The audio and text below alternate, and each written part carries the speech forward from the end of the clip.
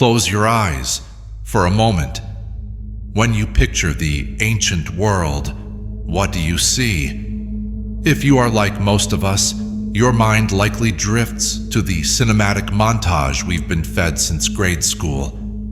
You see the pristine white marble of the Parthenon gleaming under a Mediterranean sun. You see the noble brow of a philosopher debating the nature of virtue in the Agora.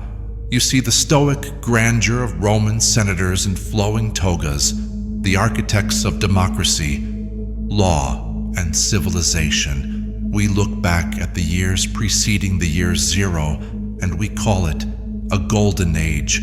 But we need to shatter that illusion. We need to take the red pill of history.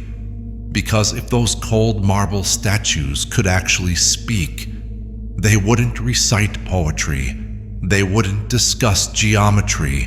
They would scream. To truly understand the magnitude of the Christmas story, to understand why the world shifted on its axis 2,000 years ago, we have to strip away the Hollywood tinsel.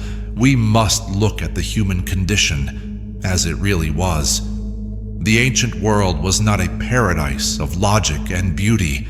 It was a gilded slaughterhouse. It was a world built on a single, terrifying, and absolute rule. Might makes right. Humanity wasn't just waiting for a holiday. They were suffocating. They were desperate for a new way to be human. To understand the darkness, we must look at the light of Rome, the Pax Romana, or Roman peace. On the surface, it was a marvel of efficiency. Rome had cleared the seas of pirates. They had built roads so straight they defied geography. They had established a legal code that is the ancestor of our own. But this peace was not born of harmony. It was peace kept at the razor's edge of a gladius. It was the peace of a boot on a neck. In this world of iron and blood, the central conflict was one of utility versus dignity. Today, we take for granted the idea that a human being has intrinsic value simply because they exist. But in the ancient mindset, this concept was alien. You were not valued for who you were. You were valued strictly for what you could produce. Aristotle, one of the greatest minds of the era, did not mince words. He defined a slave not as a person, but as a living tool. Think about the coldness of that phrasing. A hammer is a tool. When it breaks, you discard it. In the Roman Empire, a human being was no different. There were no human rights. There were only citizen rights. And even those were fragile privileges granted by the state, easily revoked by the whim of an emperor. This transactional coldness extended to the heavens. The spiritual void of the era was immense. The gods, Zeus, Jupiter, Mars, were not loving fathers. They were cosmic projections of the worst human traits. They were superpowered narcissists, rapacious, jealous, petty, and cruel. Nobody loved Jupiter. You didn't pray to him for comfort. You paid him off. Religion was a protection racket. The universe was a hostile place, and humans were merely pawns in a game played by angry giants. It is easy to talk about this suffering in the abstract, but to feel the ache of history, we must zoom in. We must witness the visceral reality of a world without mercy. Consider the Roman practice of exposure. In the ancient legal system, the father held the patria potestas, the absolute power of the father. He held the power of life and death over his household. When a child was born, the midwife would place the infant at the father's feet. If the baby was healthy and male, the father might lift it up, accepting it into the family. But if the baby was born weak, or deformed, or simply female when a male was desired, the father would turn his thumb down. There was no funeral. There was no mourning. The infant was not swaddled in warm cloth. It was placed in a clay pot or a basket and taken to the roadside, or worse, the city trash heaps. There, they were left to die of exposure, the cold, the hunger, or the wild dogs. This wasn't the practice of savages. This was the practice of the civilized elite. Seneca, the great Stoic philosopher, justified this infanticide with chilling logic. We drown children who at birth are weakly and abnormal. It is not anger, but reason. That was the sound of the ancient world, the reason that drowns the weak. If the roadside was where life began in cruelty, the arena was where it ended in spectacle.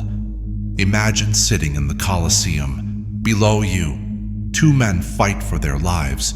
When one falls and pleads for mercy, the crowd, tens of thousands of regular people, bakers, mothers, senators, screams for death. Why? Because in this world, mercy was not a virtue. Mercy was a defect. To show pity to the defeated was to show weakness.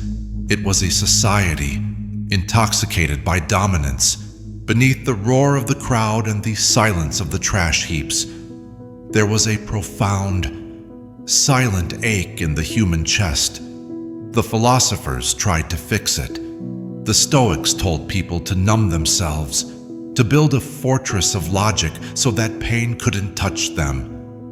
The Epicureans went the other way, telling people to distract themselves with pleasure, to eat and drink, for tomorrow we die. But the human soul remained starving. People were walking through a spiritual desert, asking the silent question that no temple priest could answer. Does anyone up there actually care if I suffer? Is there any meaning to my pain? The world was a dry desert waiting for rain, but they had been thirsty for so long, they didn't even know what water tasted like anymore. Into this world of marble and iron, into this suffocating darkness, something happened that shouldn't have been possible. A revolution began, but not with a sword. The ancient Greeks had words for love. They knew eros, they knew philia, but they had no concept of what was coming. They were about to be introduced to Agapé. Agapé was a radical, shattering new definition of love. It was charity. It was self-sacrificial love for the undeserving. It was the idea of loving someone who could offer you absolutely nothing in return. No utility, no status, no payment. The story of Christmas, the incarnation, was the great inversion of the Roman hierarchy. The Roman mindset dictated that power starts at the top and crushes downward. But the event in Bethlehem flipped the pyramid upside down. The ultimate power, the creator of the universe, did not enter history as a Caesar to conquer. He did not come with a legion of angels to slaughter the wicked. He entered as the most helpless thing in the ancient world, an infant, poor, vulnerable, hunted. He came not to be served, but to serve. This moment is the seed of Western human rights. The radical idea that a weak, poor, disabled, or unwanted person has infinite, sacred worth does not come from biology. It does not come from Rome. It comes from here. It was a revolution of the imagination that eventually shattered the logic of the Colosseum and the clay pot. The ancient world taught us how to build empires.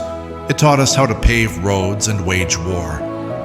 But the event in Bethlehem taught us something the Caesars never knew. It taught us how to love. Look around you today. Every time you see an act of charity, every time you see a hospital built to care for the dying, every time you see the strong standing up to protect the weak, you are seeing the echoes of that revolution.